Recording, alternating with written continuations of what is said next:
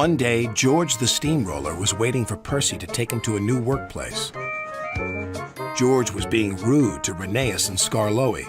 "You're just worn-out wheels on worn-out rails." "You need rocks for your roads," replied Skarloey, "and we're helping you." "I need to flatten little engines in the scrapyards," retorted George. Then Percy arrived to take George away. He was still rebelling. "Railways are no good. Turn them into roads." The little engines were pleased to see him go. George grumbled all the way to the old branch line. He was going to turn it into a road. When they arrived, George was rude again. "Bumpy ride on rotten rails. I'm glad it's over." "So am I," said Percy. "Ha!" huffed George. Percy was still fuming when he met Thomas. "What's up, Percy?" "It's George. He makes me feel down." "Just ignore him," puffed Thomas. George was now enjoying himself. "Ripping up rails," he chortled. "What a life!" "What do you think of this, Thomas?" Thomas took no notice. George felt insulted. "You're a useless blue puffball." But Thomas didn't hear. "I'll show him who's boss." At last, the workmen reached the level crossing. "What shall we do here?" "Tear it up, tarmac it," said George.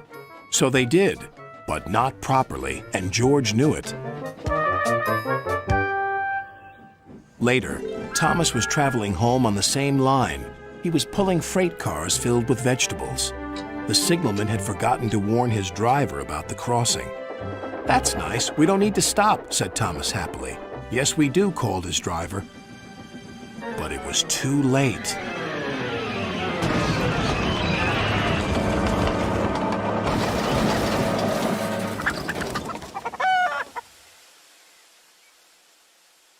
Next day, Percy told Gordon all about George.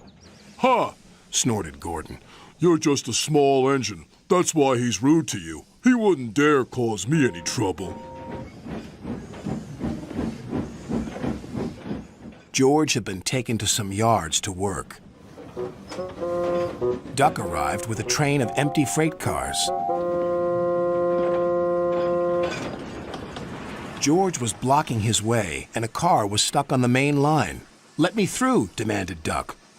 "You'll just have to wait," replied George. "There's no time to wait. I must clear my freight cars from the main line to let Gordon through." "Then he'll have to wait too," said George. Duck's driver went to complain to the station master, but the signalman had set the signal to allow Gordon to speed through. His passengers were singing his praises, and he was making express time. "I'm the greatest! Just watch me fly by!" He whistled long and loud as he approached the station. Suddenly, he saw a freight car on the line ahead. "Get out of my way!" But the freight car wouldn't move until Gordon forced it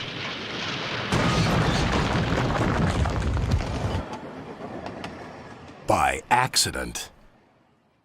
Gordon was worried that Sir Topham Hatt would be cross. He was, but not with Gordon. "Whoever caused this disturbance will have me to answer to."